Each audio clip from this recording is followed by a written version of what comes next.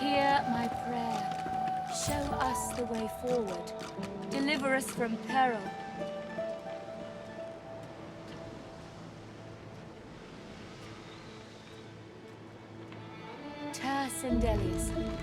Pray to Before you is a towering figurehead carved in the likeness of a dragon. It looms over the bow, its fangs bared at the open sea. The deck beneath you groans and trembles, like the ship itself is awaking from a slumber. A deep sigh emerges, unmistakably the sound of a living being. You are not the witch. You are not Dallas.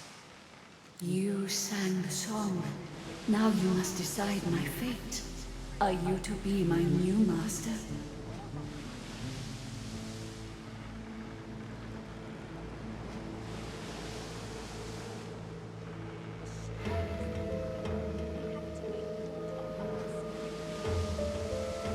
You are kind, but I can never be free again. Not truly. I am a vessel and must be guided. Let me take you wherever you wish. We can depart as soon as you are ready. Ask. I am here to serve in all ways.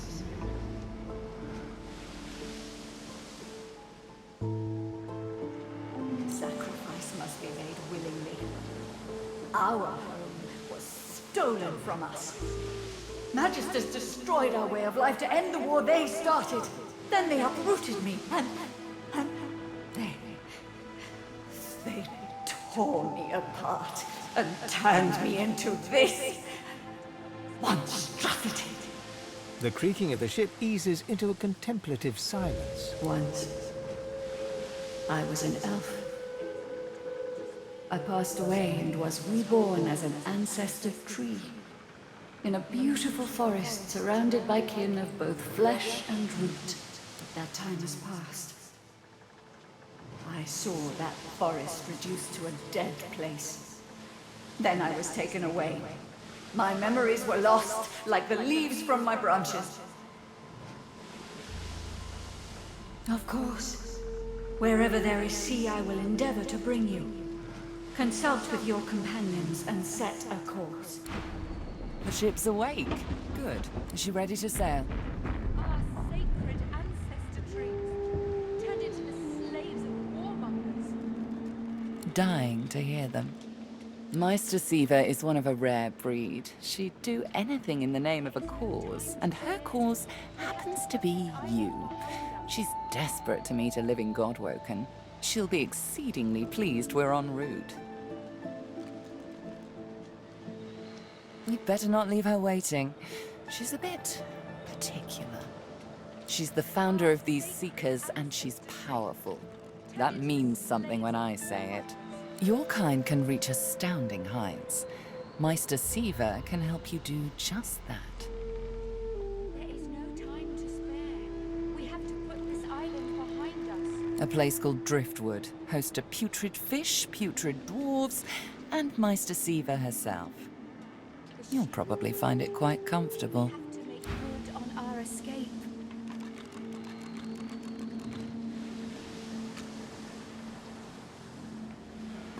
Well, what have we here?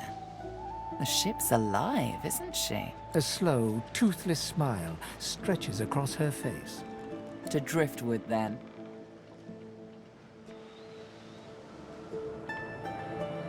Be quick, make... Our sacred ancestor trees, tended to the slaves of warmongers.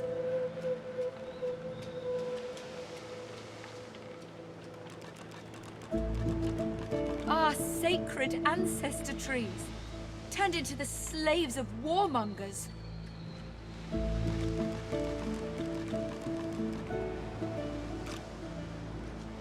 There is no time to spare. We have to put this island behind us.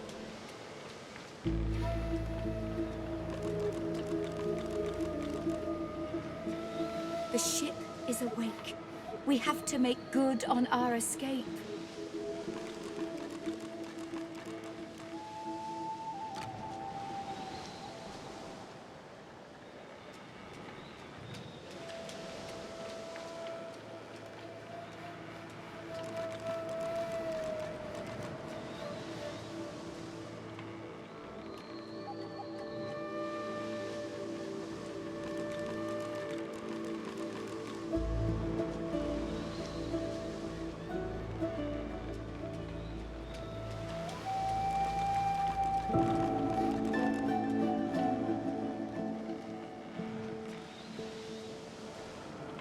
The ship is awake.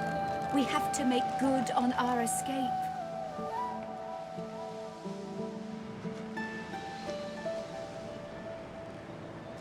There is no time to spare. We have to put this island behind us.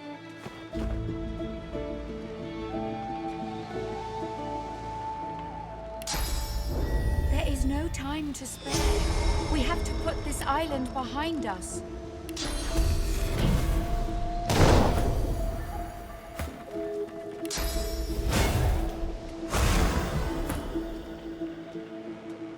Tick-tock, Godwoken. No time to spare. We have to put this island behind us.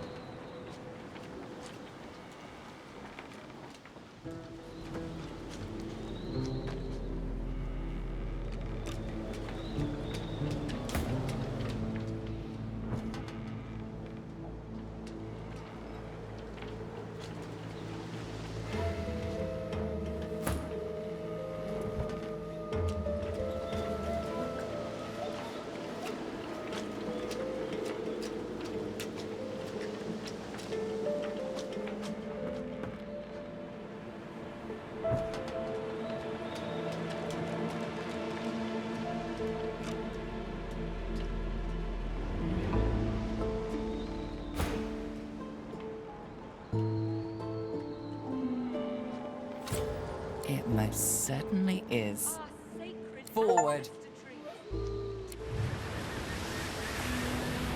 With the sun on their backs and the wind in their sails, the Godwoken watched Fort Joy shrink behind them.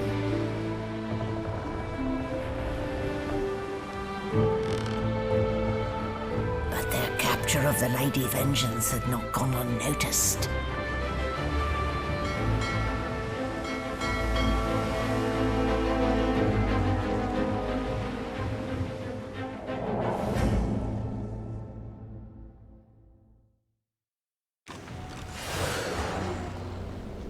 I respect your mettle, sorcerers. You steal my ship, kill my bishop and ally with demons, but you have no idea what you're really dealing with. We are ready, mistress. Yes, but are they? I swear, mistress. I swear they'll perform admirably. Very well. Show me. Goodbye, sorcerers. This is my ship. I won't see it taken from under my feet. You, act!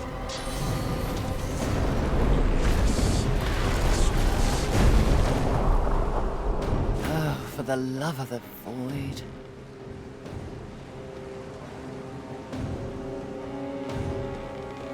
Listen up. We can't win this one, but I can get us to safety. You'll need to buy me time.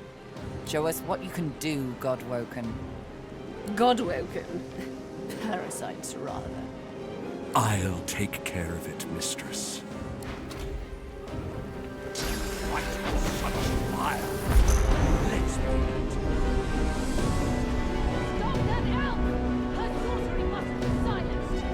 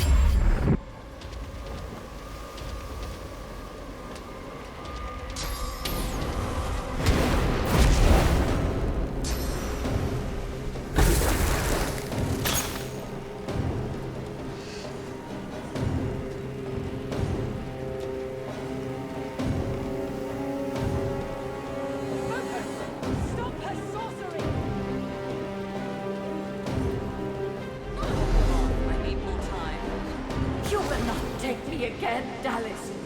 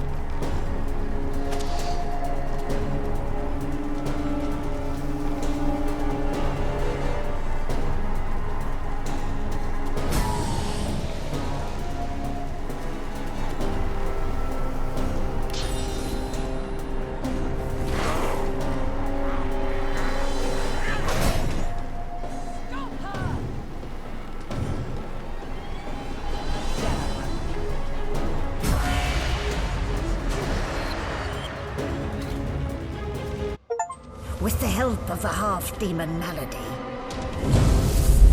the Godwoken escaped through the veil that separates life from death.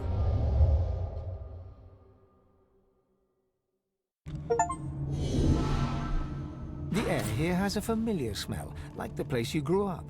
Old memories begin to well within you, but the sweet-sour smell of decay suddenly punctures them.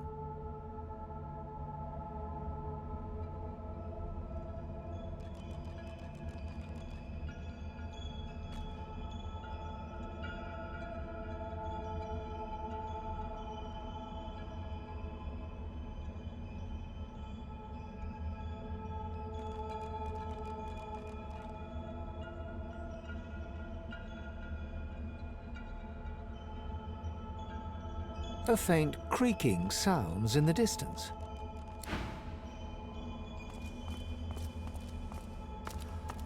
Is that a tree? What's hanging from it?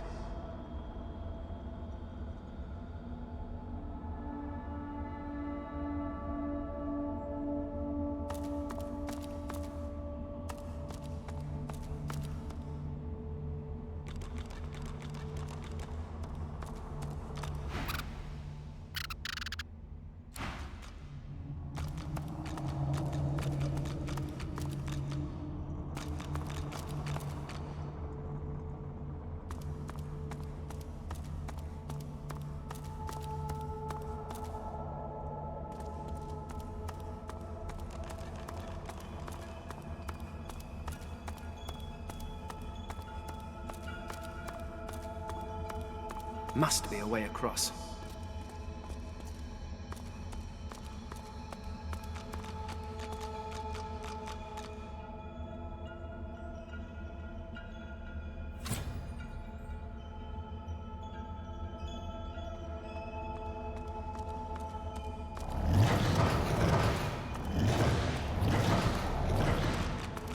Armadia.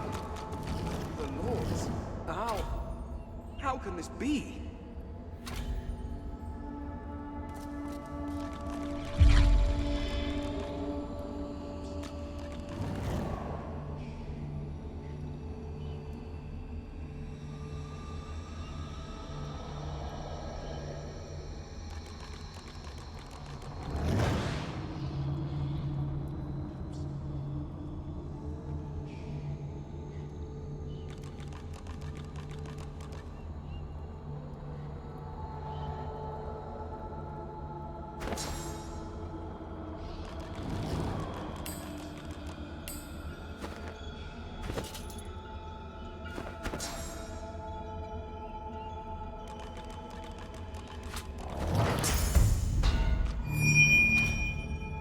Your whispered blessing slithers up the tree, cutting the heavy, dark vines that hold Armadia in place.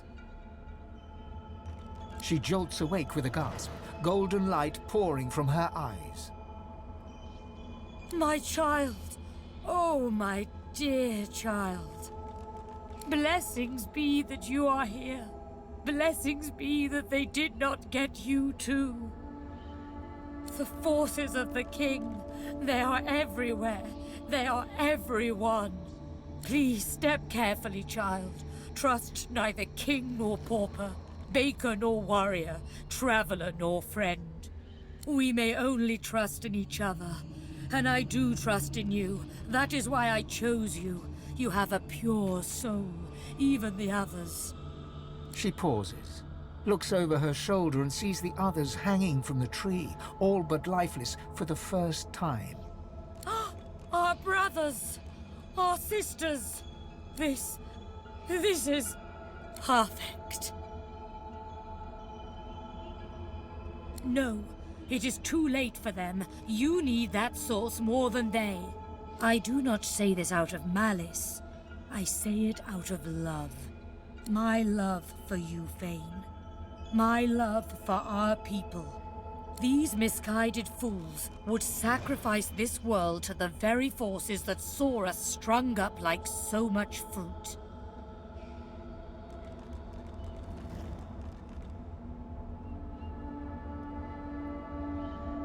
No, we are the only hope to save this world. You and I alone. But we must hurry. The king's minions are close. They are so close. As I hung from the tree, I had a vision. I saw Rivellon overrun by monsters. Void-woken creatures that destroy all in their path. They are his servants, and that is his threat. His promise. You can't let it happen. You have to stop him. There was a time when you wielded tremendous power. You must search within yourself and unlock that power once more. And then, you must ascend to divinity. Once Lucian the Divine united the powers of the Seven against the Void. He led the people of Rivellon to glory. Now, Fane, you will do the same. But unlike Lucian, you will not fail. No, Lucian was weak. Lucian was mortal. You are neither. You will rise as the eternal divine, or the world will fall to the void.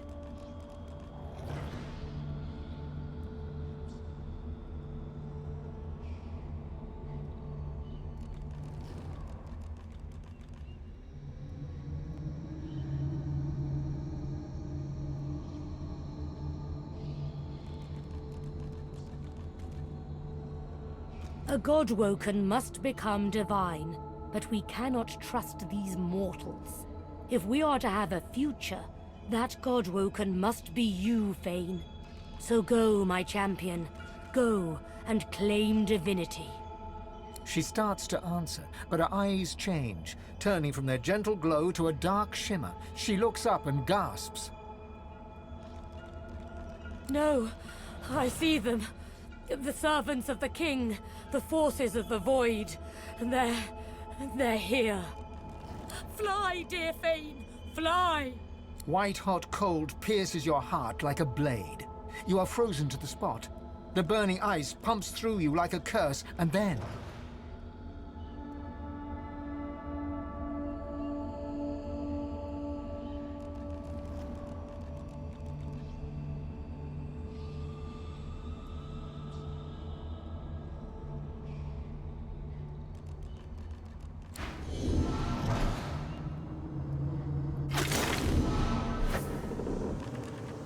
What's happened here?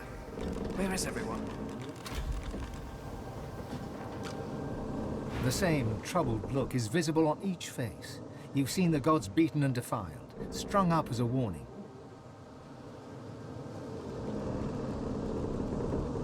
What can yet be blessed, can yet be restored. One way or another, divinity will survive. Through all of you, and all of me.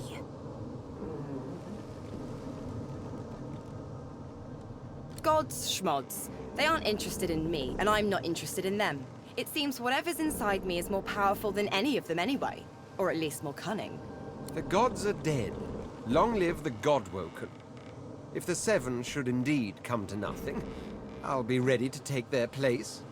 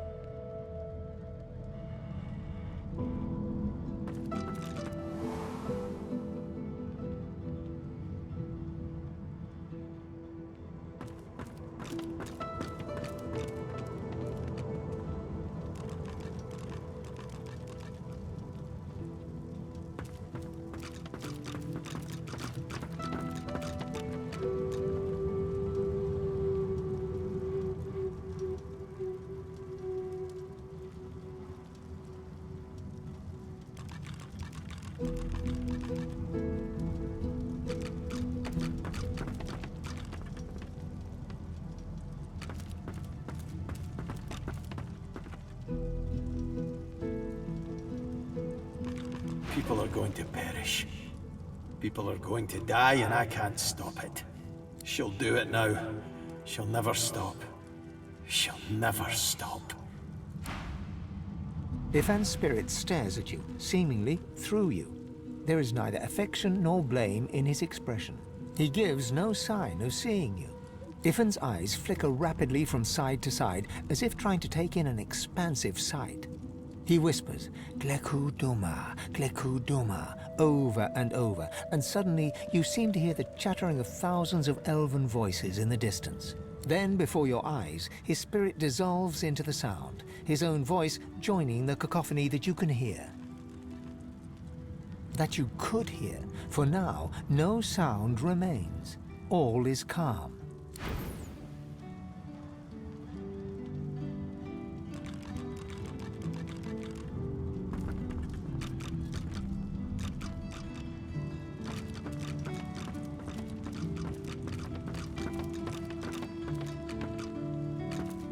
Where have you been? I can't keep this up much longer. We need to go. Seekers dead, Alexander missing, God-woken passengers deceased. And unless you want to die too, we need to go. Now.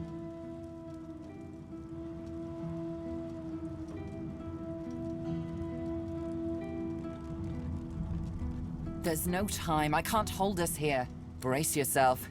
This might hurt. A lot.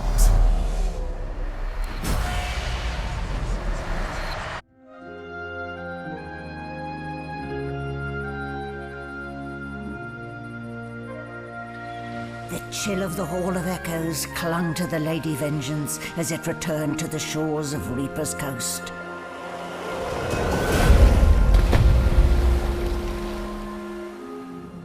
The Godwoken were alive, but what of the gods?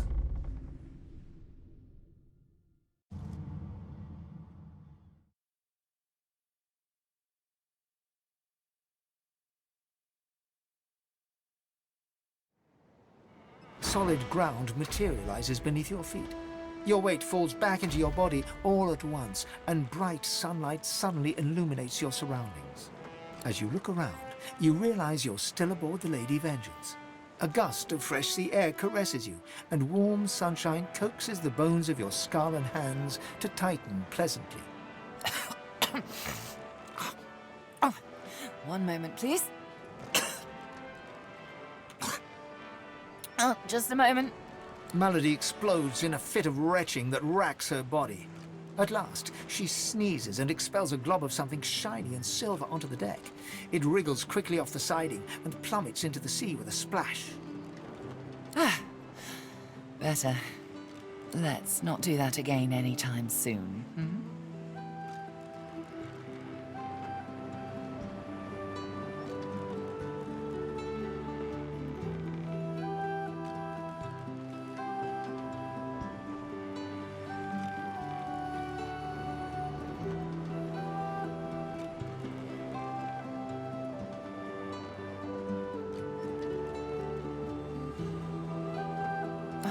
Don't start. It was all I could do to save a few of them. It's no mean feat bringing an entire ship full of unspent souls to the Hall of Echoes, you know. I managed all the interesting ones, though. You're welcome. I do hope you learned something useful on our little field trip.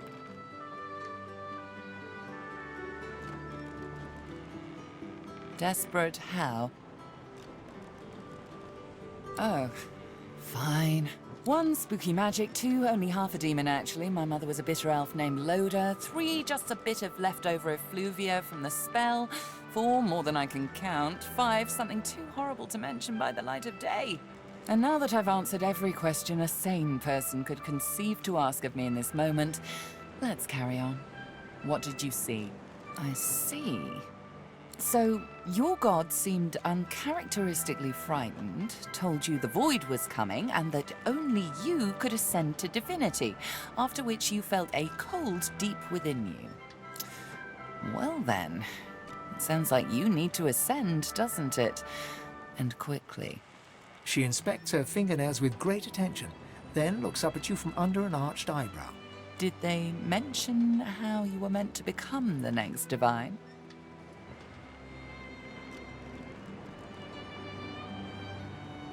Oh, what confidence you inspire. Luckily for you, Mama Malady is here to help. We already know you can bless, but as far as I know, you can neither see source nor take it as you see fit. I may not know much about divinity, but I do know that any godwoken worth their salt will know how to perform all these oh-so-fantastic feats. You need to go see the Meister.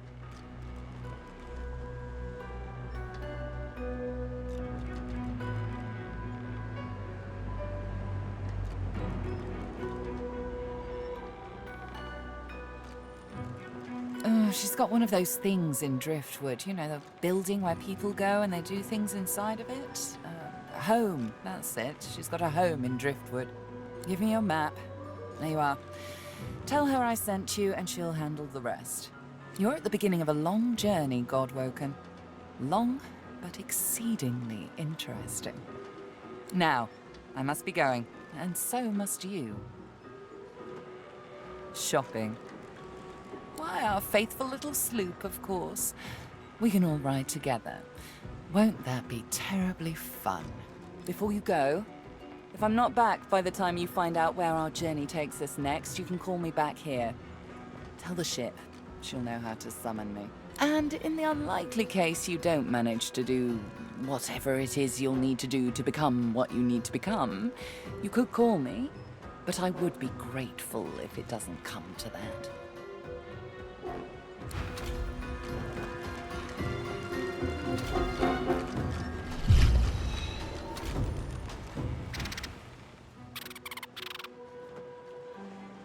The squirrel reaches out and touches your ankle, sending a hot flush rippling through your body.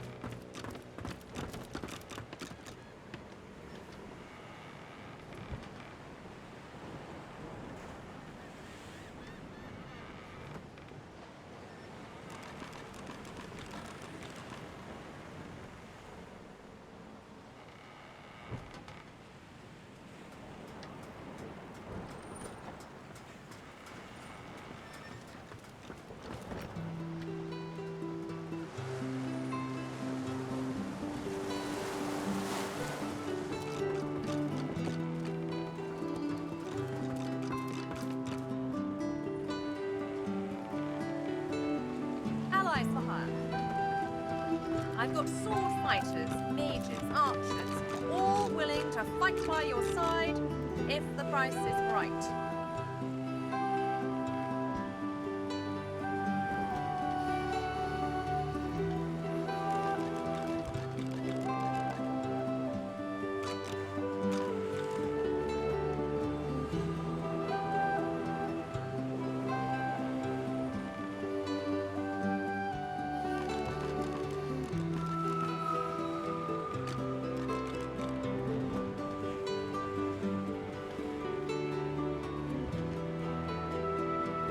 Expert warriors for hire, all seasoned in combat.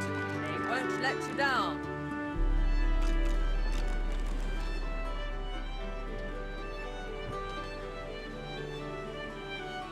Hello again.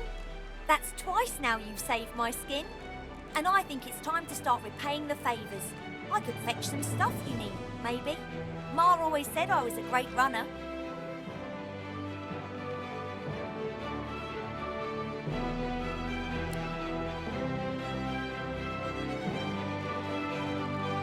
Sure thing.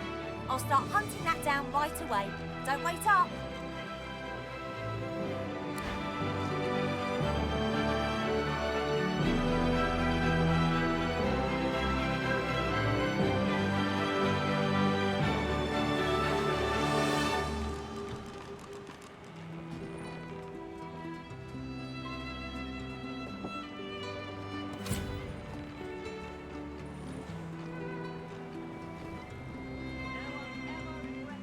I hadn't realized I was in such illustrious company when we met before. Most fascinating, the things I've been hearing about you.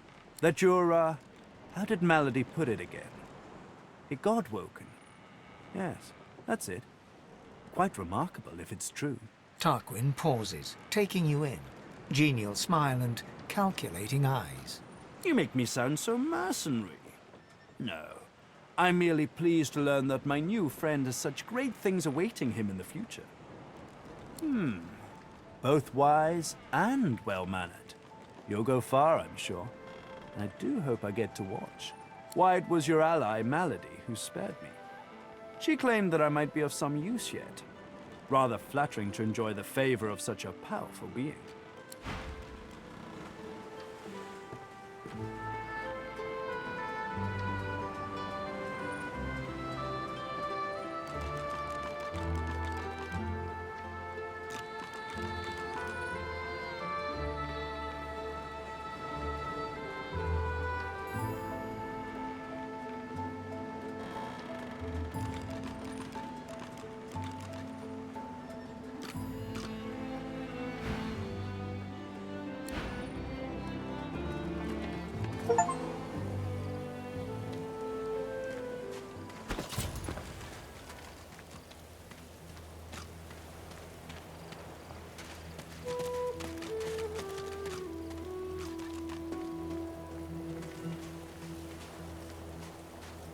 Here we are, Reaper's Coast. We made it. The hunt, like always. To be God-woken is all well and good, but above all, I've yet to find the Master. Somewhere further inland, Roost Anlon breathes. All I have to do now is pick up his scent and make his last breath worth my while.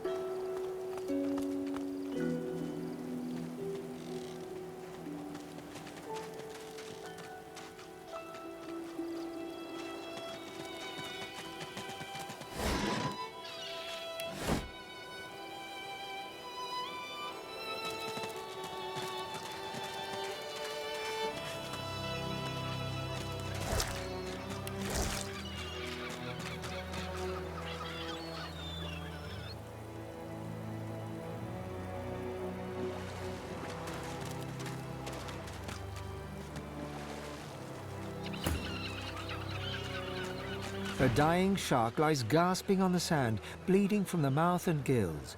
It turns its dark and soulless eyes to you. Its bloody gills open in search of water, but find only air. It gasps in the air, struggling for the breath to speak. Its own blood froths at its mouth. No! Die here! Monsters in the water! Monsters in the deep!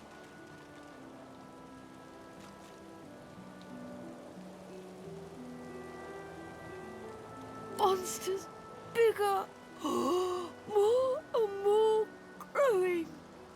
It looks at you with its cold, flat eyes as if to say, do what you will. Then it turns away and gets back to drowning in the bloody sunshine.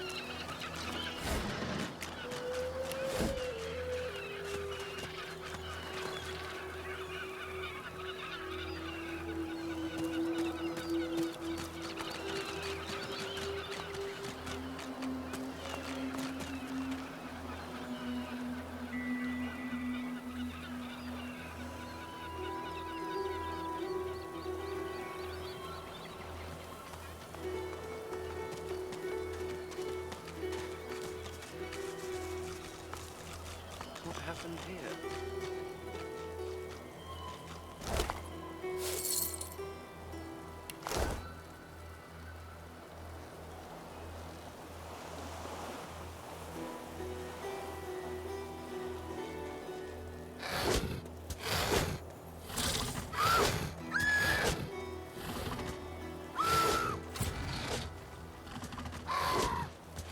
That boy Woken had someone else's claws.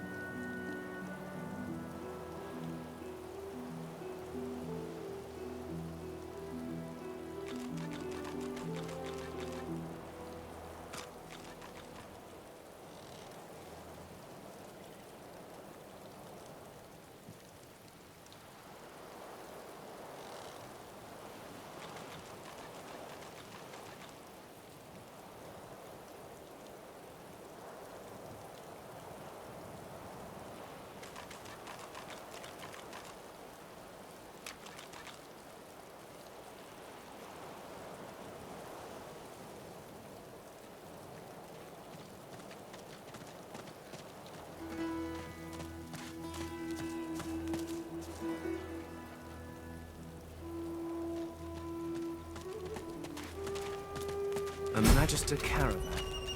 I remember one just like this picking me up. Could have been a shipment to Fort Joy. What happened here?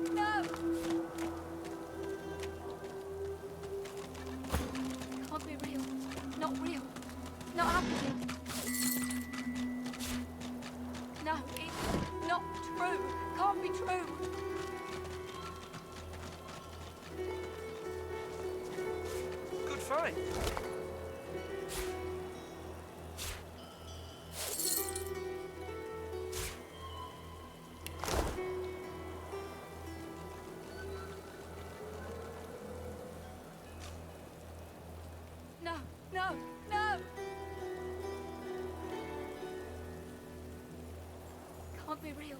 Not real. Not happening. No, it's not true. Can't be true.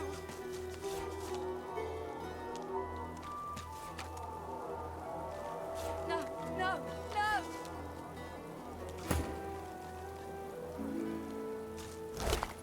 Can't be real. Not real. Not happening. No, it's not true. Can't be true.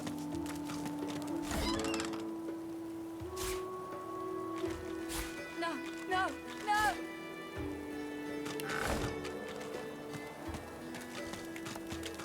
Can't be real. Not real. Not happening. No, it's not true. Can't be true.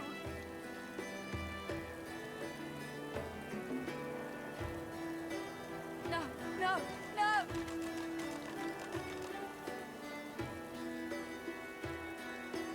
Can't be real. Not real. Not happening. No, it's not true. White as driftwood salt, the dwarf flinches at your approach, yet she holds a short, clean blade aloft. Her fierce stance can't hide the trembling of her fingers. Back! Back! Magister, I'll kill you, just like the rest of them! She slumps, all bravado draining from her. No. I've never seen anything like those beasts before. Are they gone? Those? Yes. Worst ones I've ever seen. Ripped through the Magisters. The dwarves. Dead. Dead. Dead. And the sorcerers. Sorcerers. Gone. Her eyes stare vacantly into the distance, glassy as marbles. It's not cold, yet her shivering is relentless. I don't know. I don't know. Oh, Duna's beard. Lohar. My boss Lohar will want to know what happened to them, but I can't remember. Her helping sorcerers. We thought we could help them against the Magisters, but no. No, I don't know. I don't know. She flinches at the slightest rustle of wind through the long grass. Terror in her eyes, she stumbles away from you.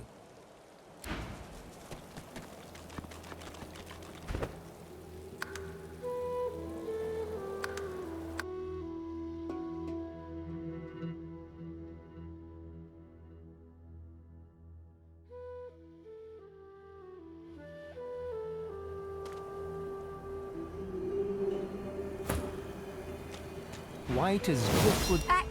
Get back!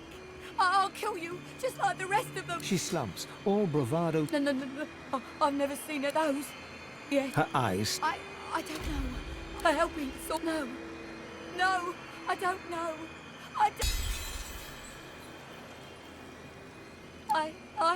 Oh, Seven Sympathy. I saw those things, dragging the sorcerers along the cliffs, towards the Wreckers' caves. No more. It's gone. She flinches at the slightest rustle of wind through the long grass. Terror in her eyes, she stumbles away from you.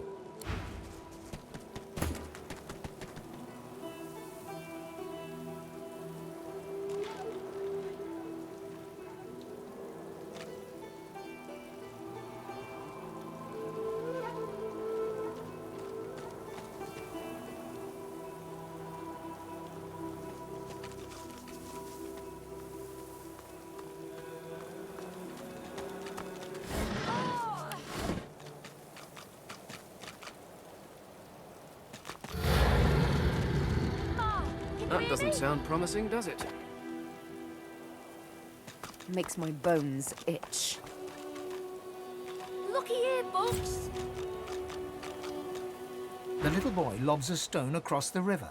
It makes a long arc before plunging into the water below. Oh, Ma! Are you all right? Ma! A screech like metal dragging on stone grinds from across the river. You have to help her, please. You can't see her. She's in the house, and those things are all around. Void things. There was a fight. Some dwarves attacked some magisters, and there were sorcerers too. And then the bugs came. Those void things. They killed everyone. And my mom got them to chase her. And she went across the bridge. And then she raised the bridge and she told me to run. And now she's stuck over there with them.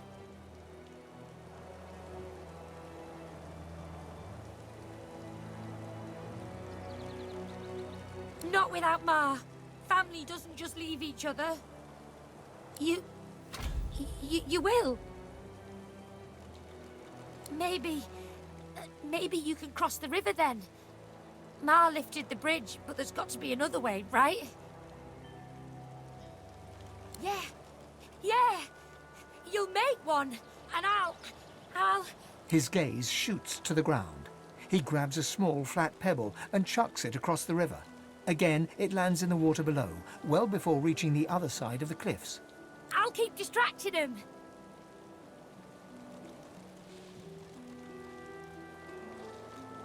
No way.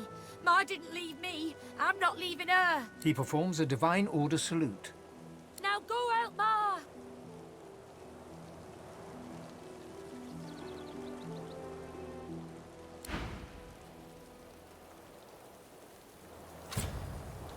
Ma, can you hear me?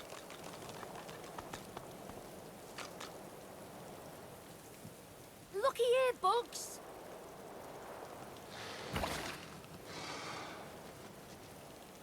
Ma, can you hear me?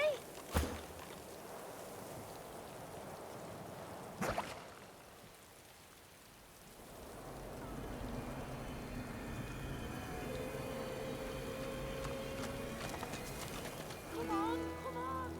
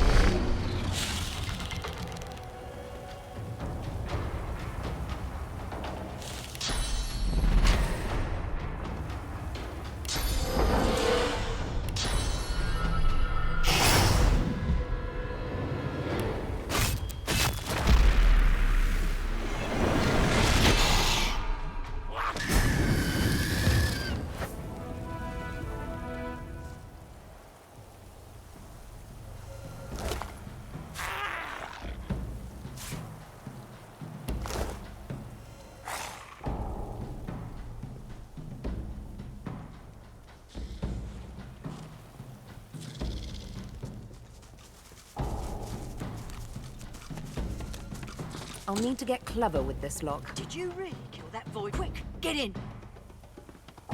And who are you? Oh, never mind, no time. Hurry on in and gear up.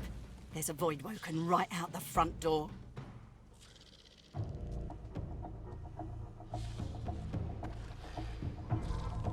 Lay low? My eye. I've got enough firepower to toast them all to ash.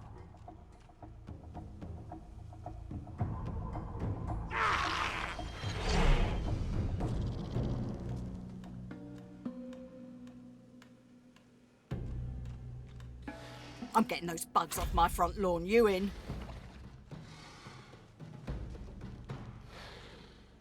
She snorts and tosses a grenade from palm to palm with ease. I could turn an anthill into a crater from a quarter of a mile off. With both of us geared to the teeth, we'll make short work of these beasties. You ready or not? By the seven, that's what I'm talking about. I got all the fixings here for every kind of bomb, grenade, missile and shell you can imagine. Make what you want and then let's go! I've got a boy to get back to.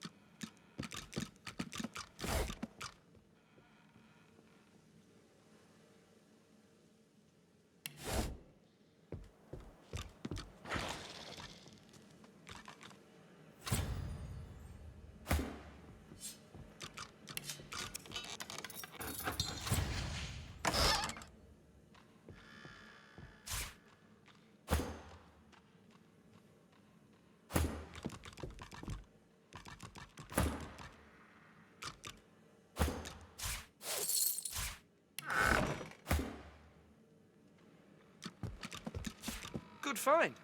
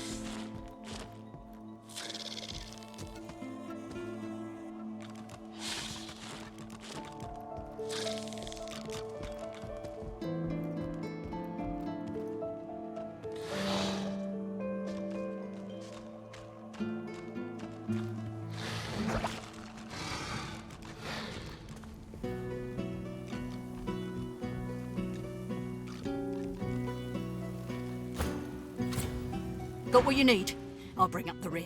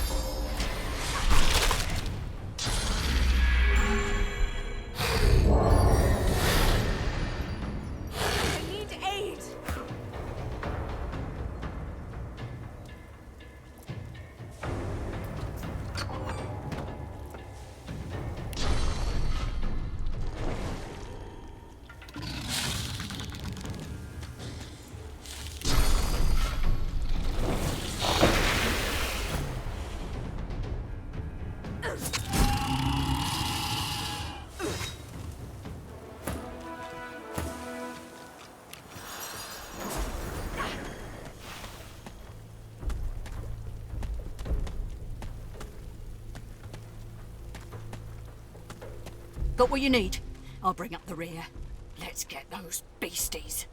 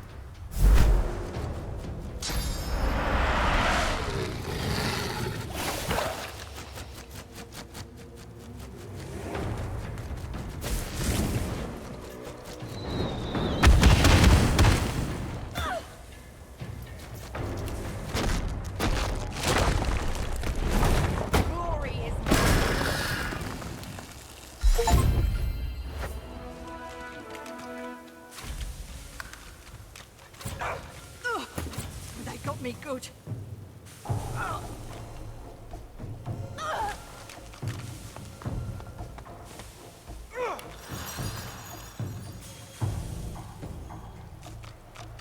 Mari flashes a massive horsey smile at you, then winces, her left arm hanging limply at her side. By the seven, that was something. What'd I tell you? Nice scratch on me. None that last, at least. Glad my little guy got to see it. Oh, sure. Just a nasty bruise by the feel of it. May have to lay off blasting beasties for a day or two hereafter. The fighters lament.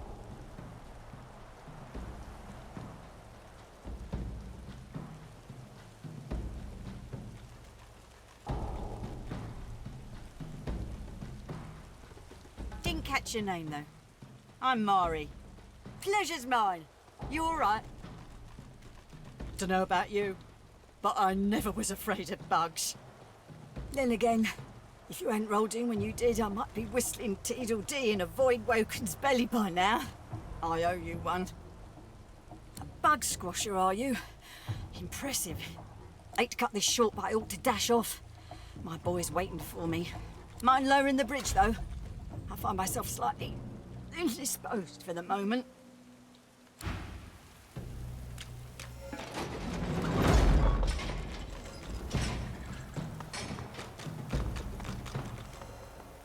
There you are, my good-looking lad.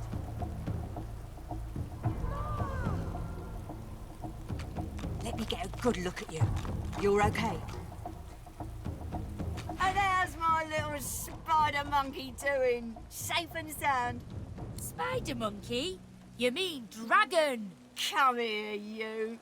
Mother and son fall into a tight embrace. One tear rolls down Mari's nose, falls on the black stubble on Barin's head. She strokes the wet drop away, smiling.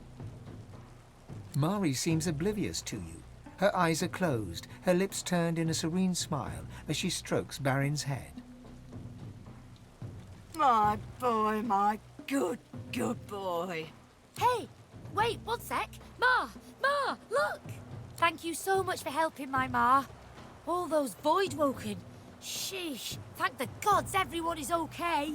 Thank the gods. Oh, thank the mum. And our friend here too. I know a good arm when I see one. I'll tell my cousin Raymond what you did.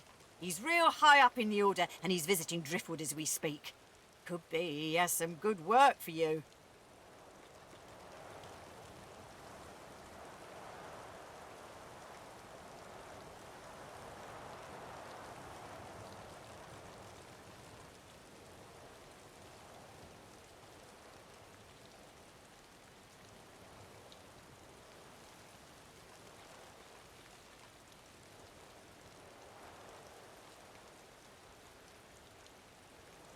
Some dwarves, locals, attacked a Magister caravan. Must have been sorcerers inside. Voidwoken must have sensed them. Came in formation like a proper battalion. Never seen anything like it.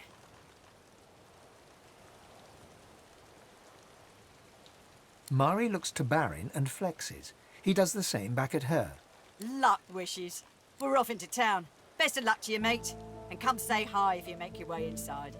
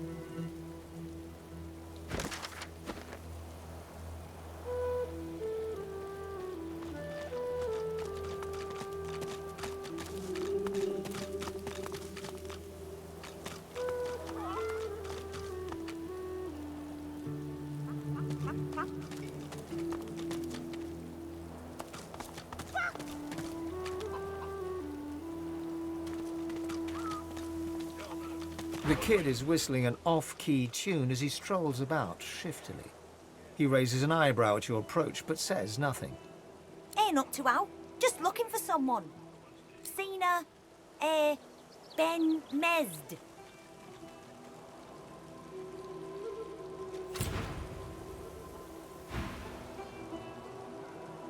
Ooh, Baron won't like that.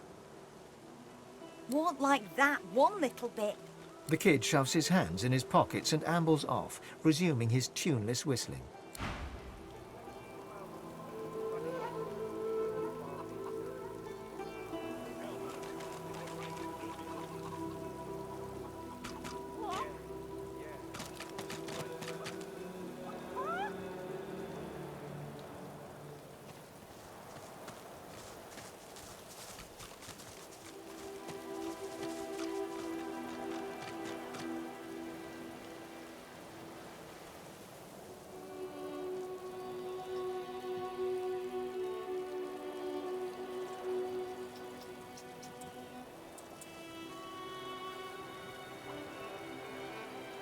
You ever think about running off, like Barnby and Sam did?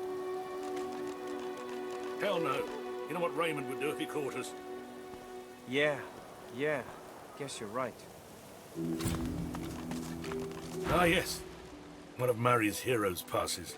Come on through, but mind the smell.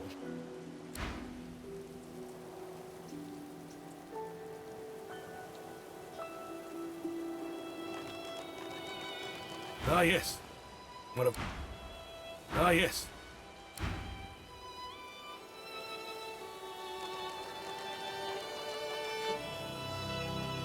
You ever think about running off, like Barnby and Sam did? Hell no. You know what Raymond would do if he caught us? Yeah. Guess you're right. Of course I'm right. Stick with me, kid. I won't steer you wrong.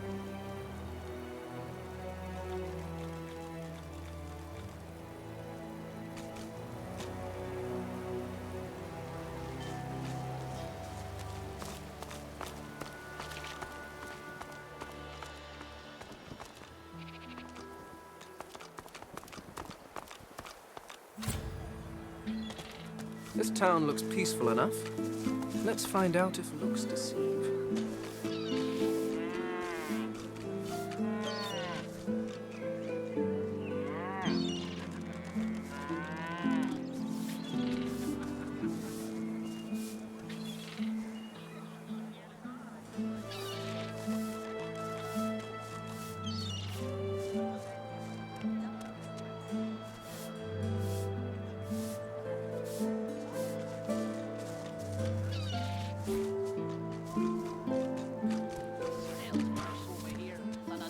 Rotten eggs dropped in a vat of vinegar. Then don't come over. Not like you're buying anything. They don't come visit your pub. Who will? Wouldn't you like to know?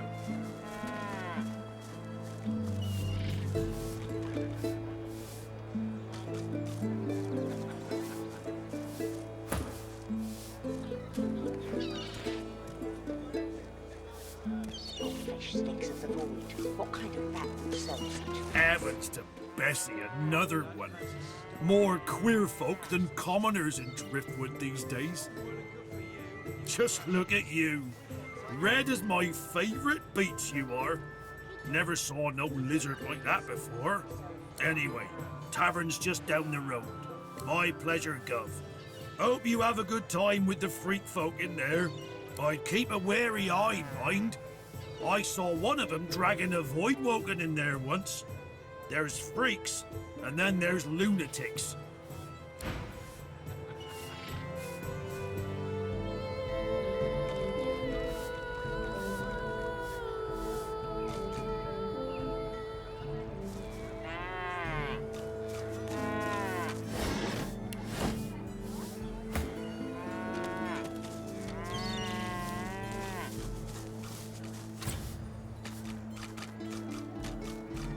Smells worse over here than a dungeon.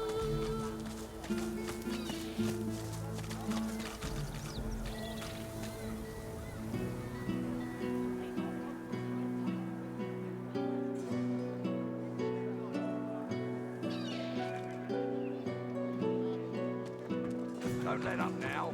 Keep hauling that cargo.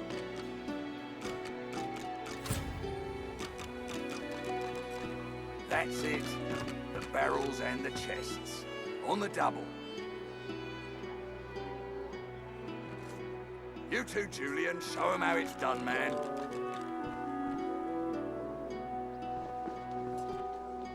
Don't let up now. Keep hauling that cargo. Go on, you mute sacks of flesh. Put your backs into it. On the Lord Dread awaits. Its sails billow with Dallas's breath. The Magister stops, barking orders. He sniffs the air like a predator, turns to face you, the wolf eyeing the deer.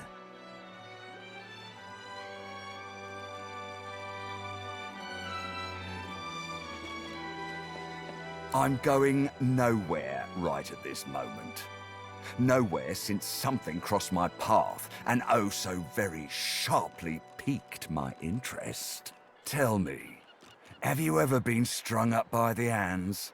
Your body swinging like a bell's clapper as your bones are being broken with cast iron rods? Respect. Try rancor. He licks his lips. Dry flesh turns wet. See, I'd like to string you up too. Rack you with rods and leave you dangling over a puddle of your own blood and piss. My favourite one. I'm very good at what I do, see? I don't even need a sauce hound yapping at my side. There was a whiff of something in the air when you approached. A current of filth, that is to say, sauce. Best convince me I was mistaken.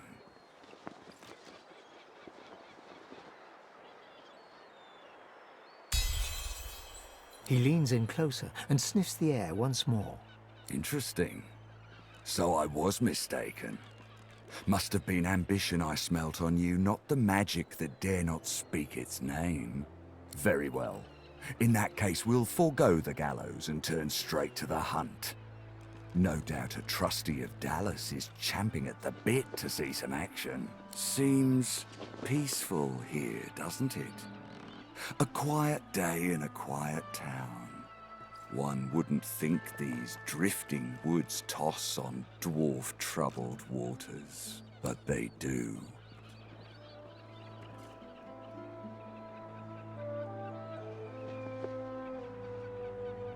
I'm quite capable, but as you can see, I'm also preparing to set sail. And who will deal with them when I'm gone? Consider for a moment the dwarf. What is he? A mule? A beast of burden? But some defy that role. There are rats among them, dancing to their rat queen's tune. I've need of a rat catcher. Of course, I must depart post-haste, but Julian here will stay behind and be a good little parrot. Ask and he will answer. Stay behind? But I've my orders. Same as you. Dallas. Like I said, Julian is staying. And with that, I must be off. No hard feelings about the death threats, of course. How about we part shaking hands instead of stringing them up? There's a moment of fleeting suspicion as his glove closes around the bones of your hand, but only a moment. He grins darkly. How very heartwarming. One last thing. The Magisters here are diligent men and women. A stranger like you may run into troubles with them. Should this happen, just wave this piece of parchment in their eager little faces. My signature will placate them without fail. Adieu and good luck. The Lord Dread awaits. The use of the gallows I pass on to you. The time has come, my stitched-lit lovelies. We set sail. Get on board and man your stations.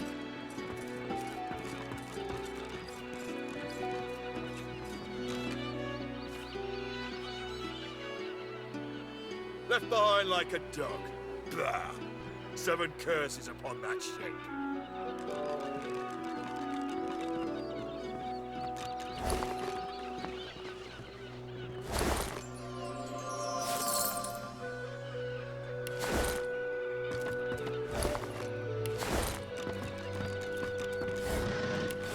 The Magister is rubbing the dirt off his robes, none the worse for wear, apparently, from the blast of magic that knocked him off his feet. You, the so-called friend of Dallas. I'd be whining and dining aboard the Lord Dread if it weren't for you. Your meddling in Magister affairs had better be worth it. Yes, I am very much aware. Wasn't my damned head that hit the floor back there.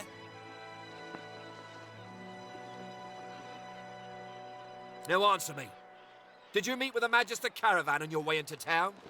The hour's growing late and I'm beginning to worry something might have gone wrong.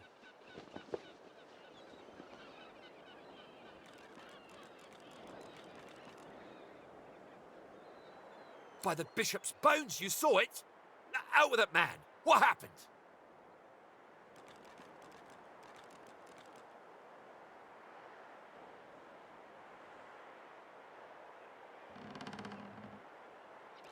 Voidwoken?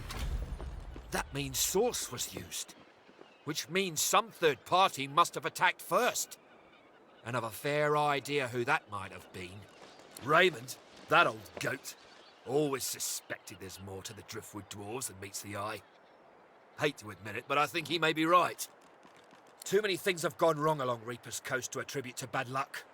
Magister ships sinking, weapons disappearing, and as you've seen, a caravan attacked and destroyed. Rumour has it the Dwarvian Queen herself is behind these acts of sabotage. That is what I want you to prove. They've always been snakes in the grass. Cheap labour, sure, and hard workers too. Half of them are their Queen's spies. Her eyes, her ears, her poison-pouring hands. You know what Queen Justinia is like, surely. A tyrant and a master strategist to boot. There's a local thug, Lohar. He runs an operation out of his hideout beneath the Black Bull Tavern. I suspect this man of being a spy for his queen. It may be interesting to have a word with him. Find out what he's up to. Where I really want you to ferret around is Reaper's Bluffs, to the west of Driftwood. It's wild territory, remote and hostile, where I believe the dwarves may have set up a base of operations away from prying eyes. Should you find any such place, and better yet, proof that Lohar is working in behalf of Queen Justinia, you will be handsomely rewarded, I assure you. In that case, go forth and let the hunt commence!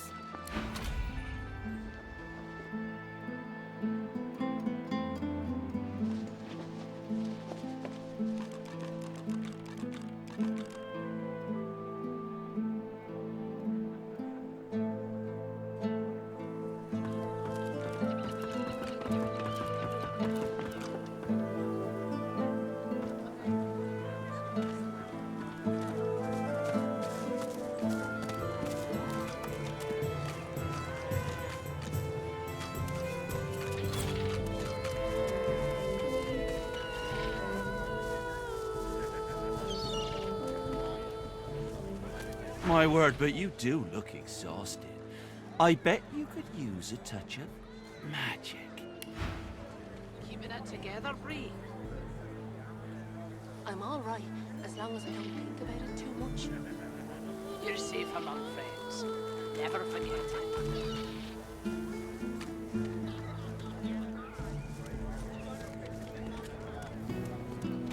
Smells worse over here than a dozen rotten eggs dropped in a vat of vinegar. Well, don't come over. Not like you're buying anything. If I don't come visit your tongue, who will? Wouldn't you like to know?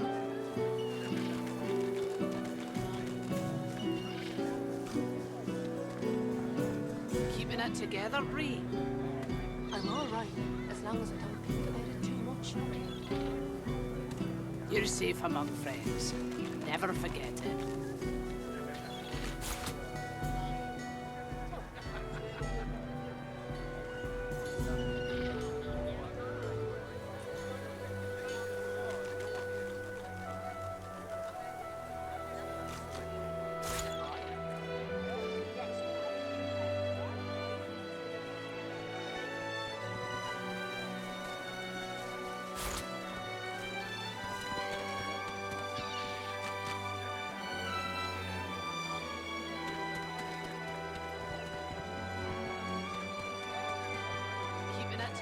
Bree. I'm all right, as long as I don't think about it too much. Your fish stinks of the void. You're What safe kind of among rat would friends. sell such filth? Never forget it. The kind that don't fancy starving along with the rest of this town. It's all well and good for you with your rations. We've got to take what we can get. Keep talking, dwarf, and you lend up Keeping your it silver together, from a Bree. cell floor. I'm all right, as long as I don't think about it too much. You're safe among friends. Never forget it.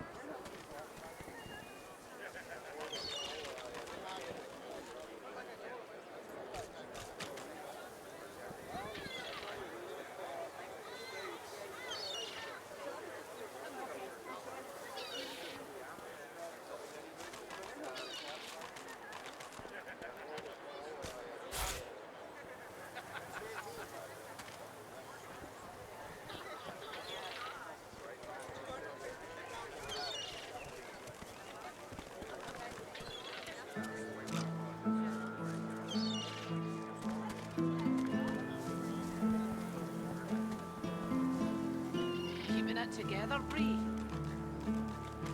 I'm all right, as long as I don't think about it too much. You're safe among friends. Never forget it.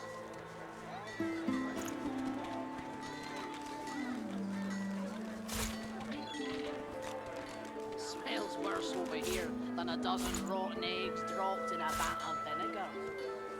Then don't come over. Not like you're buying anything. I don't come visit your ton. Who will?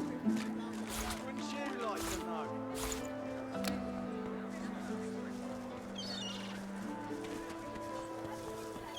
Keeping it together, Bree. I'm all right, as long as I don't think about it too much.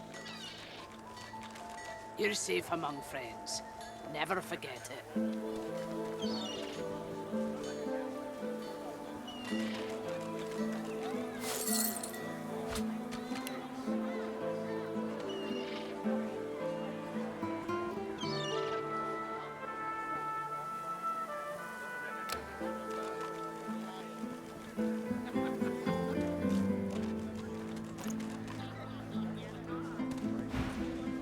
Yep.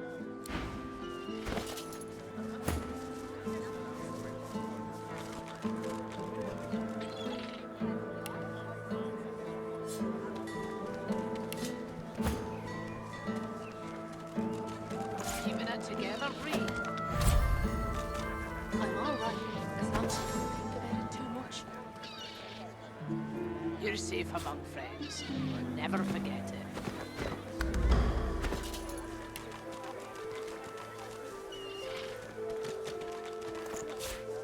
Smells worse over here than a dozen rotten eggs dropped in a vat of vinegar. Then don't come over. Not like you're buying anything. If I don't come visit your ton, who will? Wouldn't you like to know?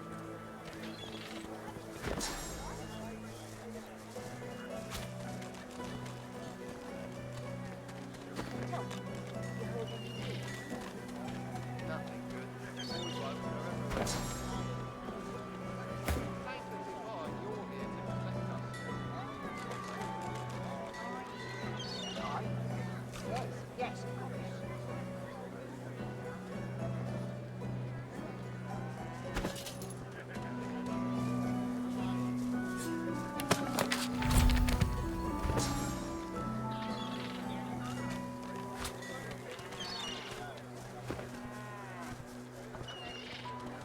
Keeping it together, Bree. I'm all right, as long as I don't think about it too much. You're safe among friends. Never forget it.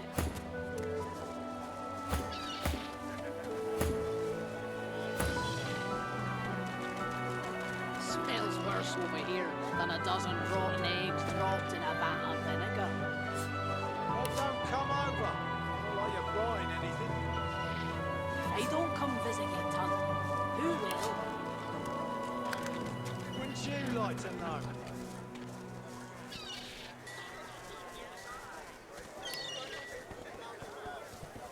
Keeping it together, Bree. I'm all right, as long as I don't think about it too much. You're safe among friends. Never forget it.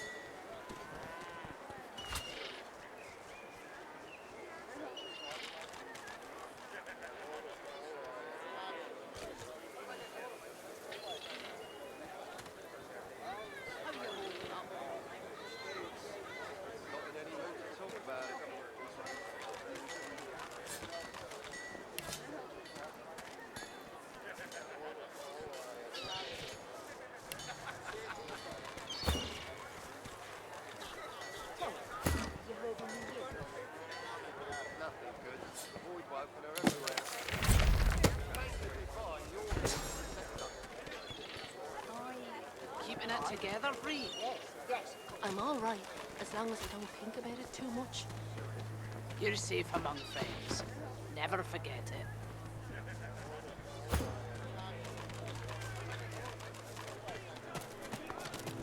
Well met, friend. Interested in Driftwood's finest catch? You look down at the cart and see fish with flaking scales, tumours and, in one case, 3 heads. It's free to look.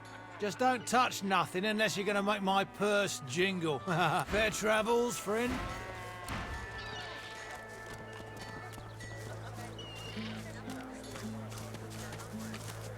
You needing supplies? I'd stock up if I were you. It's madness out there. Never seen anything like it.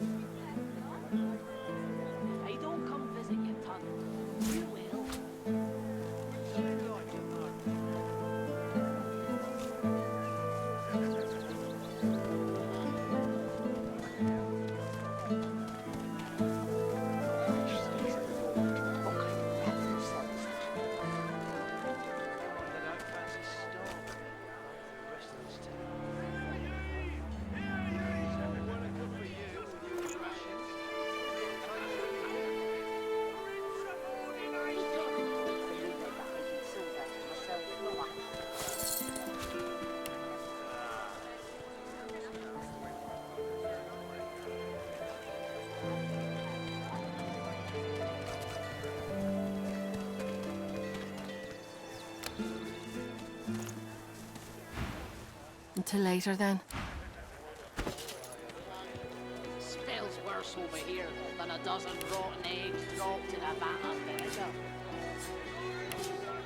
Don't come over while you're buying anything. I don't come visit you, tons. Who will? You like to know?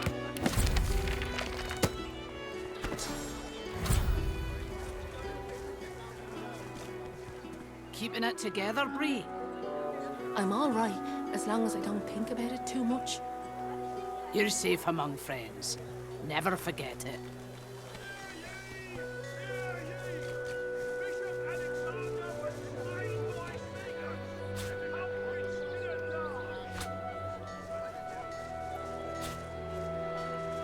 How you holding up?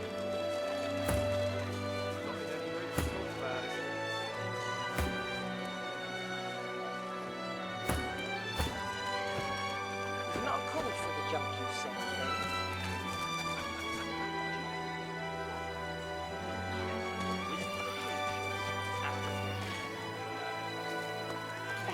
Wars are brewing, my friend, and I'll stand by your side. But prices will go up, even for one of our own. Buy now and buy often. You're safe among friends. Never forget it.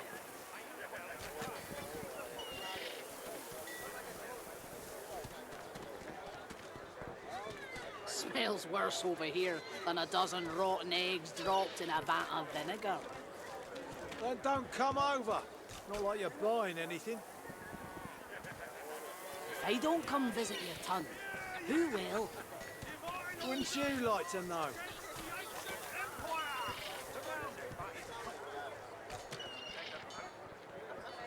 Keeping it together, Bree?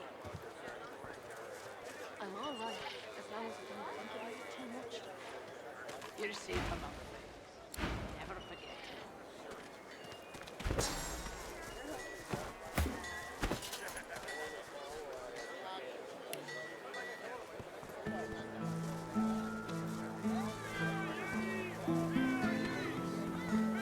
How you holding up? Not in any mood to talk about it.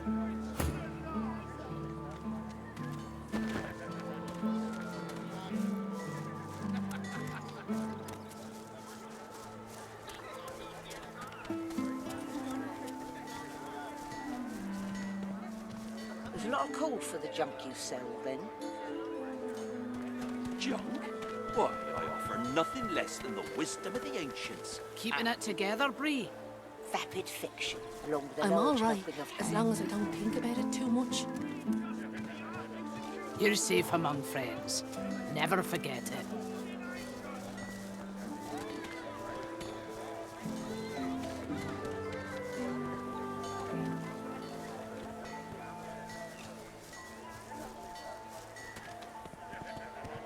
Keeping it together, Bree? I'm all right, as long as I don't think about it too much. You're safe among friends. Never forget it.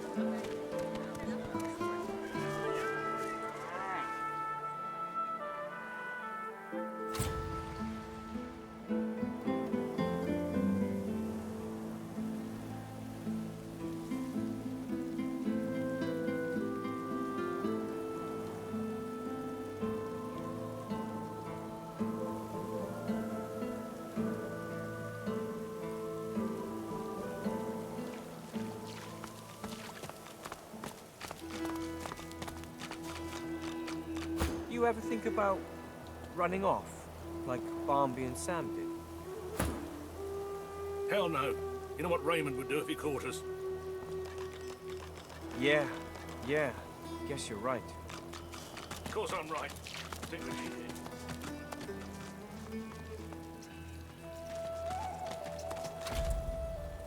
You poor dwarf. Do you even know what they've done to you?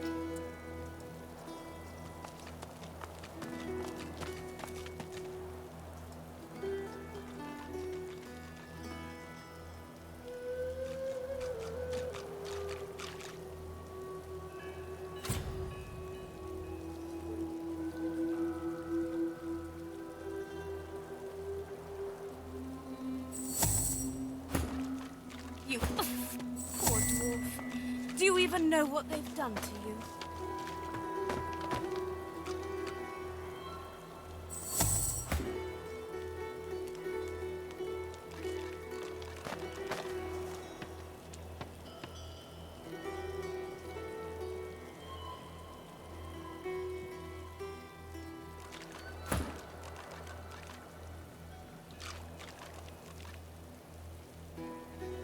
Please, why would I kill Lucian's second most charming son?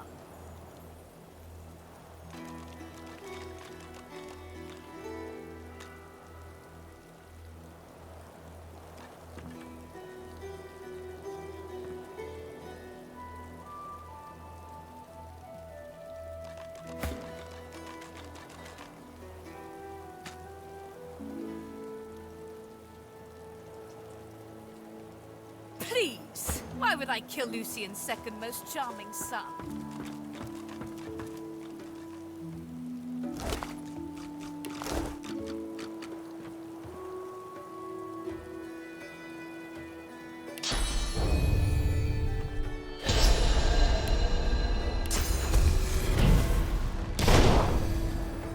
A Magister guard approaches.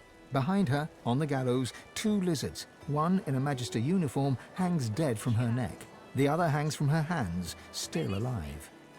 Step away from the prisoner!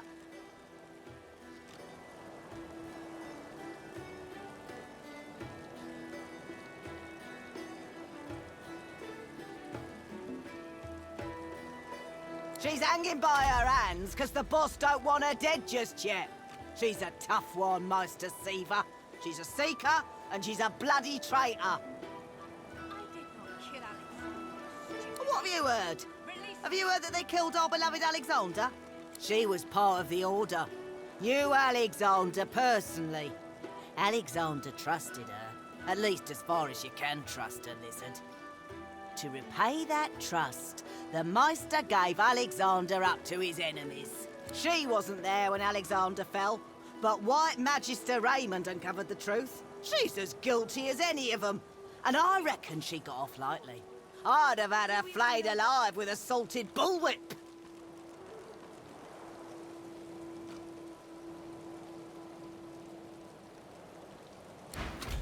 The lizard hangs from the gibbet, her face blooded and her scales discoloured. Her eyes are closed, but her tongue flickers as you approach.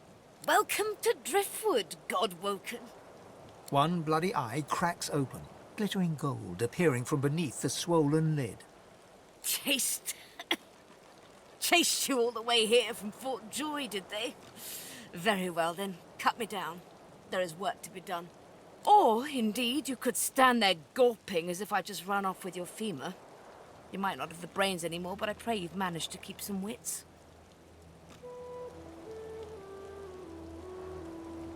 Be quick about it, before the Magister realizes their prize catch is about to slip through the net.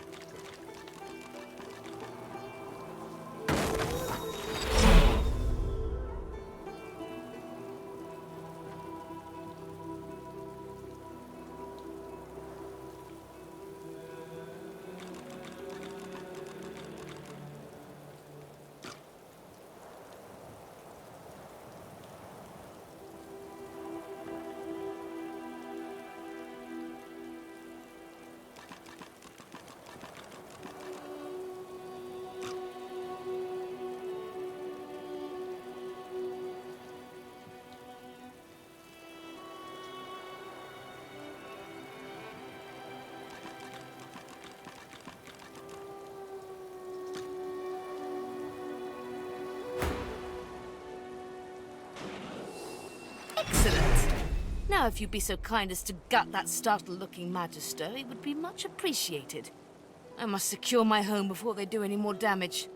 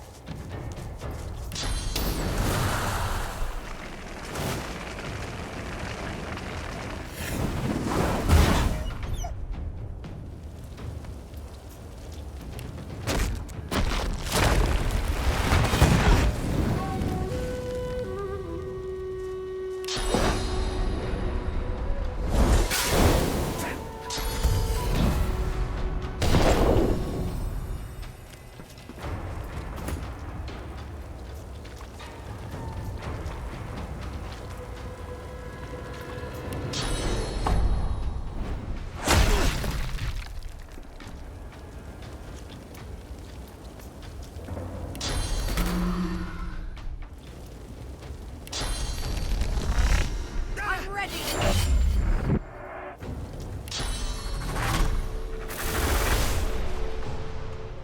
Hurts, doesn't it?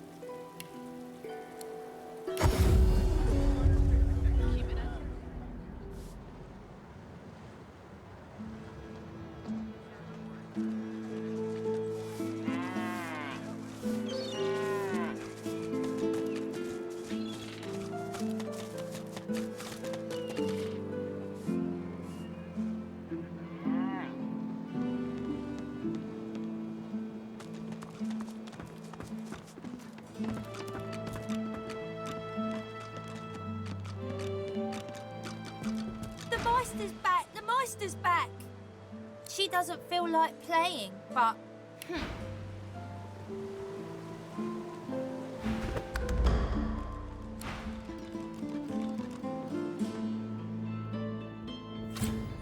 The Meister sits slumped in a chair, looking around the room as she works her shoulder with one hand. It looks like it was dislocated by the gallows.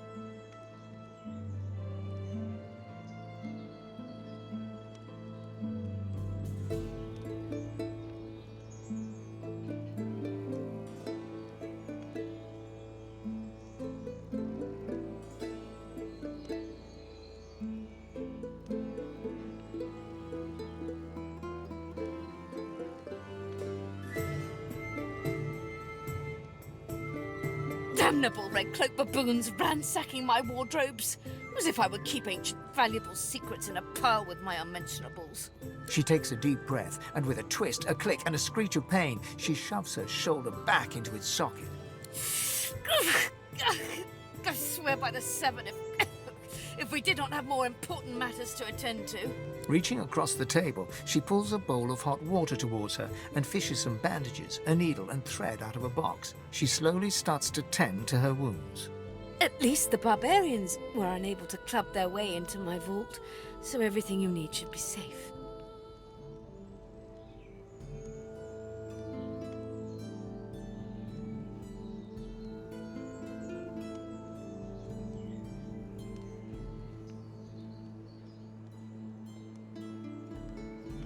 The Meister turns to you, her eyes wide with worry. Oh, pardon. I'm so sorry. How could I have forgotten? Thank you so much. Thank you for rescuing me after they had already strung me up. After they had tortured me for days. After they... She stops mid-shout, descending into a fit of coughing, wheezing and groaning. She glowers at you as she slowly regains her composure. If we are quite finished with politeness, there is so much to do.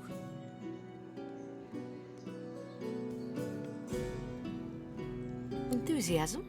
On a weekday? My word.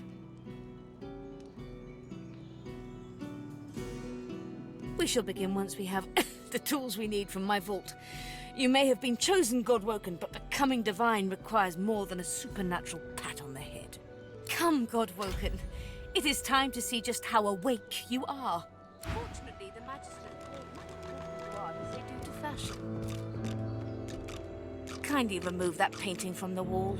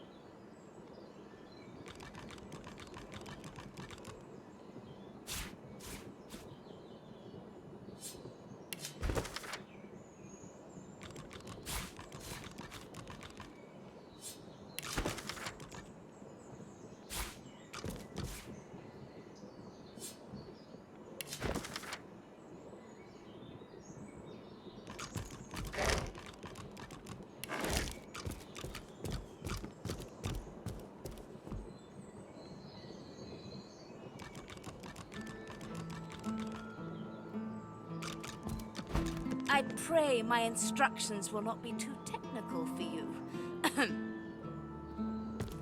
Push your talent for following simple instructions fills me with wonder and pride. Now, kindly go to the vault and enter the combination. I shall call it out as you go. A stone door lies flush with the floorboards. Etched whorls in the granite frame a delicate rotary dial. Gleaming under the dim light, the metallic dial almost seems to wink at you. Taking your time, you carefully enter the combination. The metallic sounds of the tumblers falling within the mechanism let you know you entered the code correctly.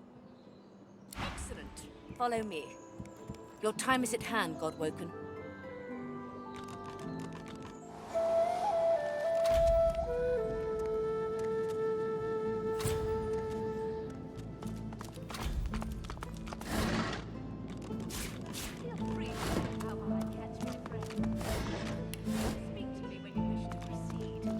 And try not to break anything in the meantime.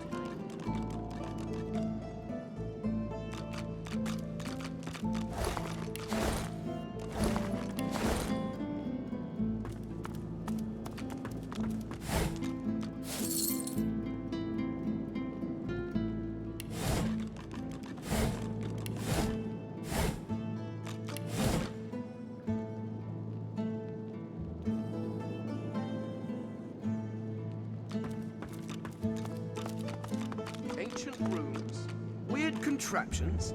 This place is an Arcanist's dream.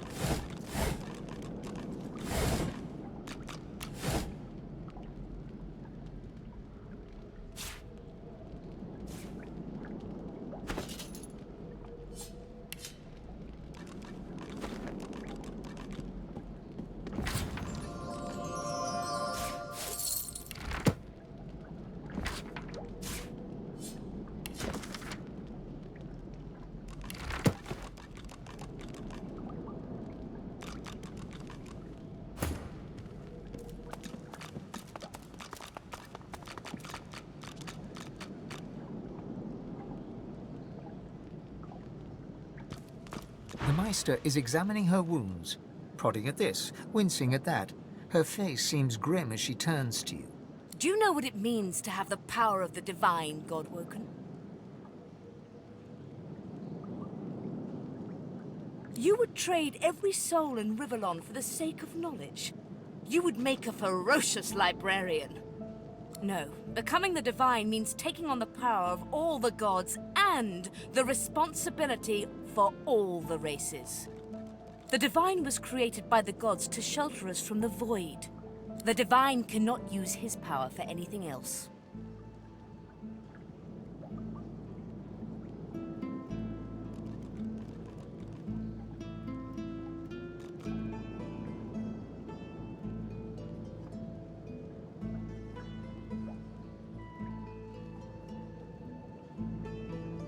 Very well, then. Let's see if we can't snatch Divinity from the jaws of the void. The ritual itself is quite simple. Drop some blackroot in the bowl, mix in a little blood, set the concoction aflame, and then, well, Not inhale the smoke, but whatever the skeletal equivalent is.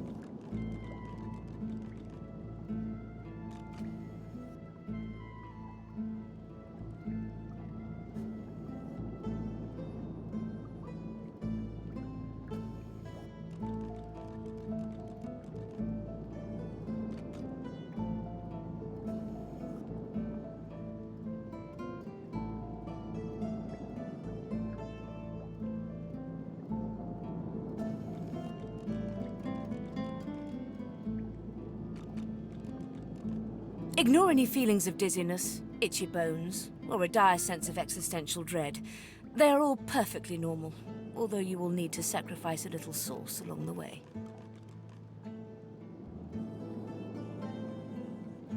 Everything you need is here. Ingredients in the cupboard. Sauce in the glowing fountain. Ritual in the tome by the bookcase. Even an incinerator to provide a flame. The Meister looks back at her wounds, curiously prodding them as fresh blood oozes out, staining her claws.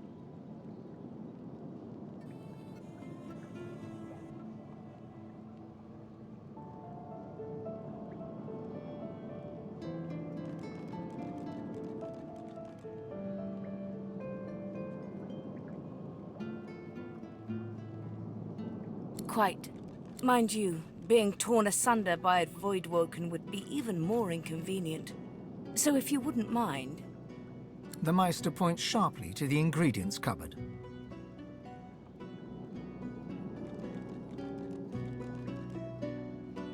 Once, although not by a Godwoken. My assistant did not believe that one had to be chosen by a god to become divine. She waves a bandaged hand absent-mindedly, wincing slightly. A headstrong and thoughtless girl, but the experience was... was quite educational. From observing her, I gather that the ritual involves inhaling the smoke, a lot of screaming, and a rather sudden death. And putting our faith in you is a risk Rivellon must take. If you need more detailed information about the ritual, see the tome on a plinth by the bookcase. But be quick about it. We do not have much time.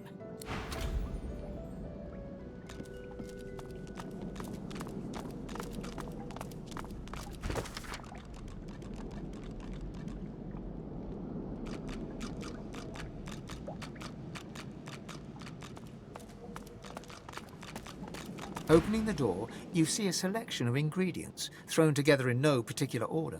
After a quick rummage, you spot the blackroot, nestled between the grated dragon's tongue and Drudenay oil. You gather up the blackroot, obsidian lance, and ancient bowl, and kick the door of the cupboard closed.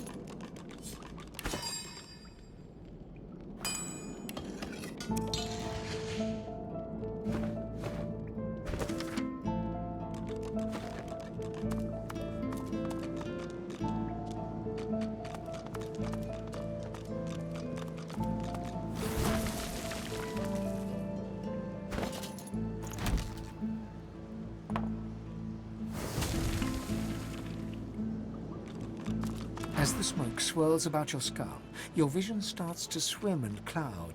There is an intense pounding in your head, and you can feel the world fading.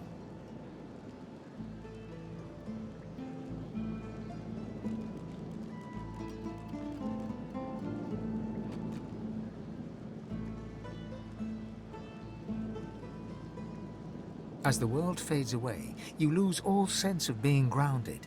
You reach out, but you could feel yourself falling slowly, sinking into the depths of your own soul. Deepest recess of my soul. But it looks like the Hall of Echoes.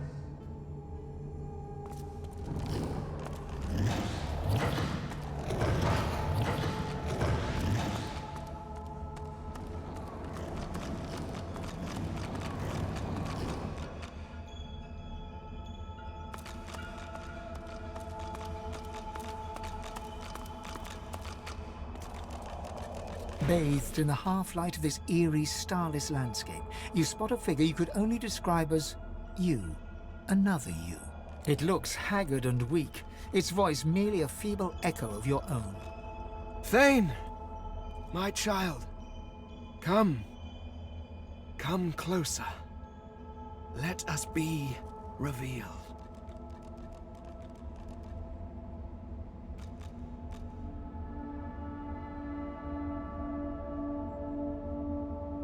Come. Let us be done with this farce. The apparition clasps your face in shaking skeletal hands, and you feel a tingle run through your bones. Everything becomes brighter, sharper. Blacks and whites become glorious bursts of color before fading back to their accustomed spectrum. Time to open the eyes you lost so long ago.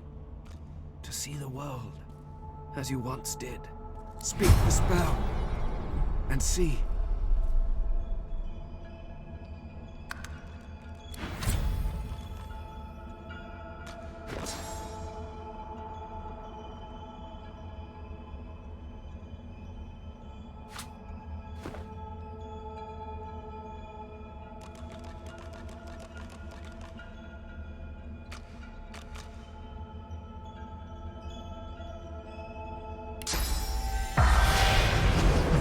Strange mirror image of yourself.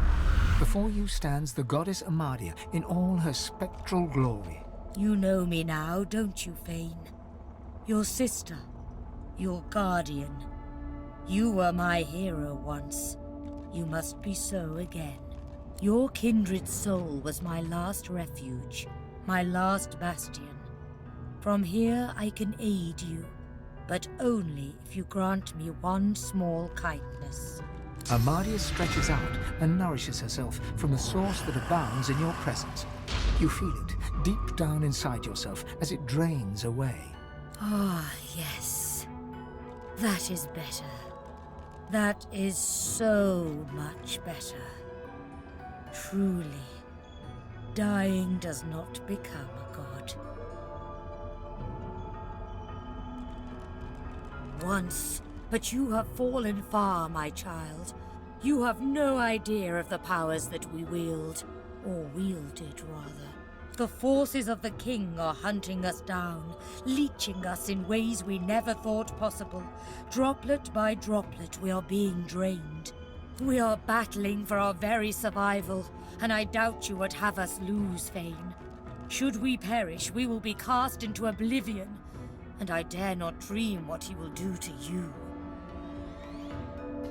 Indeed, he may come to fear you, if you do as I say.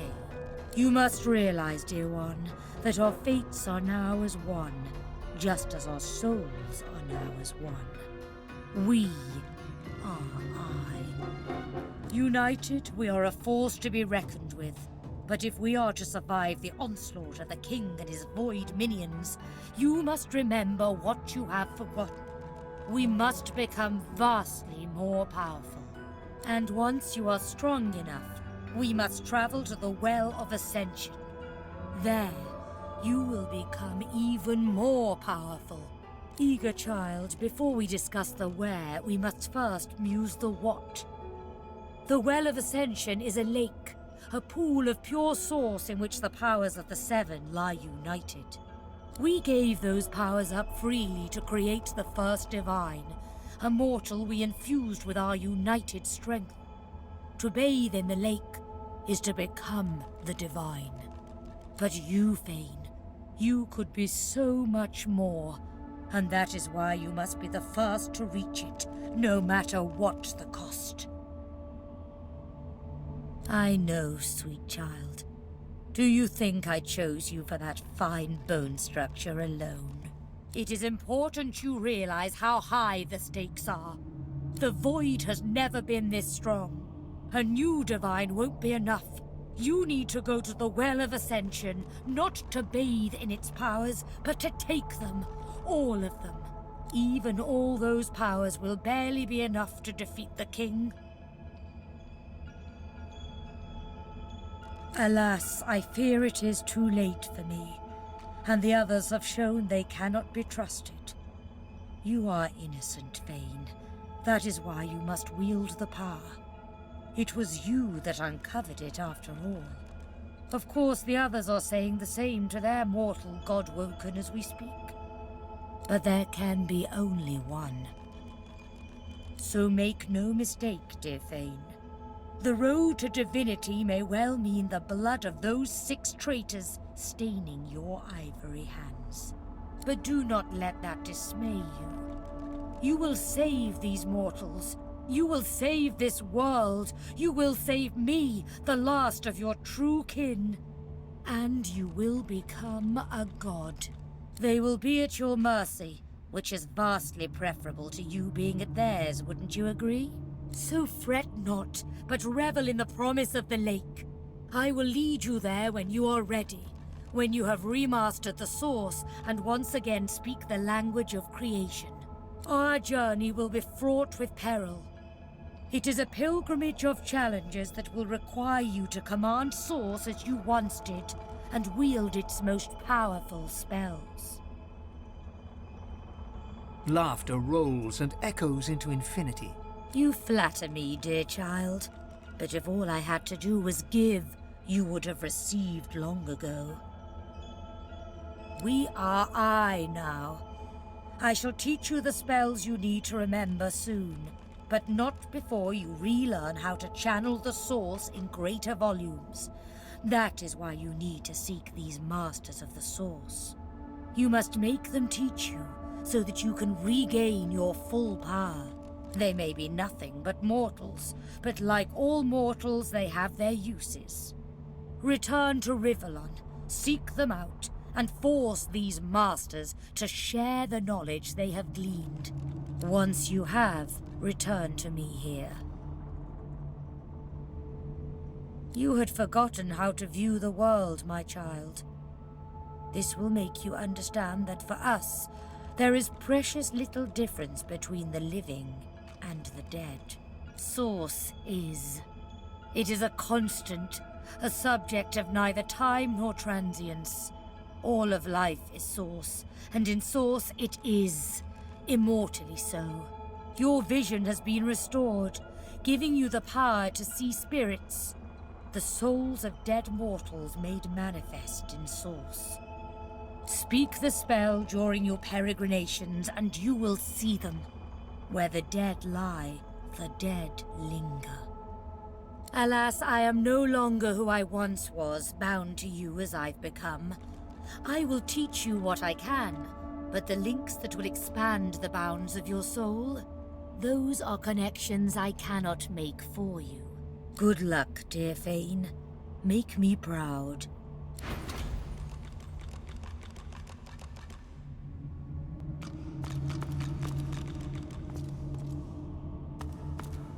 The Meister stares intently at you. Her eyes are tired and bruised, but determined. Still alive? Gods above, there might be something to you after all. She leans in, her bloody tongue flickering hungrily about your face. Tell me, what did you see? What'd you know?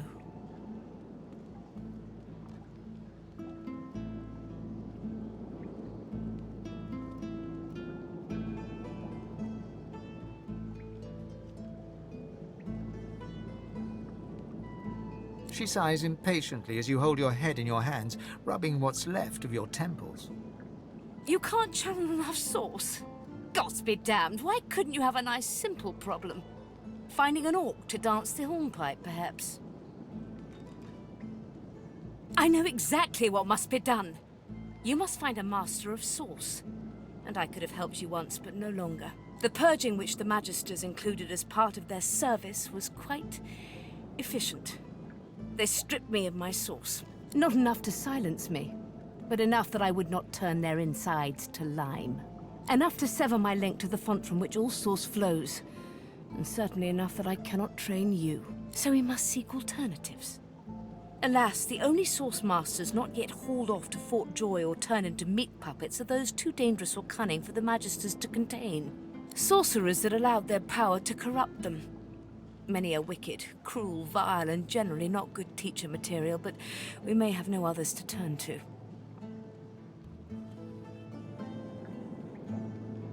Were the circumstances any different, I would indeed agree. However, it is the path we walk, no matter what the cost. No matter what is asked of you. The Meister doubles over in a violent coughing fit, struggling for breath. After a few moments, she regains her composure, wiping a thin smear of blood from the corner of her mouth. No matter what is asked of you, you must learn from them.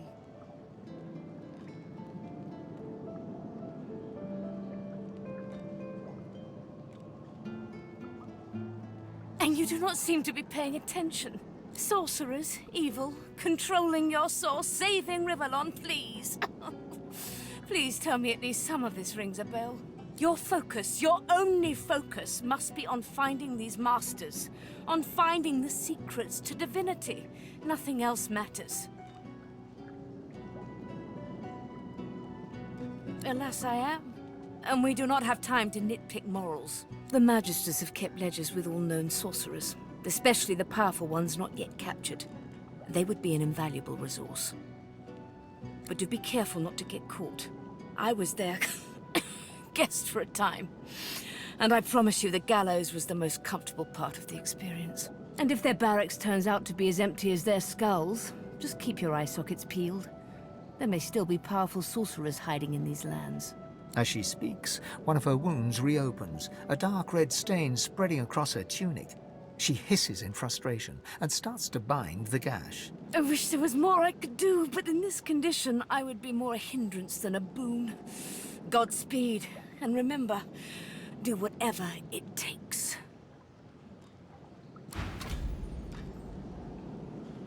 The spirit of an elegant elven woman materializes before you. She seems surprised. You can see me. A godwoken in my presence. You honor me. The spirit looks at you regretfully. It is hard to hear of such power and not covet it for yourself. I lie to myself and convince myself that I am special. But I am not special. I am dead.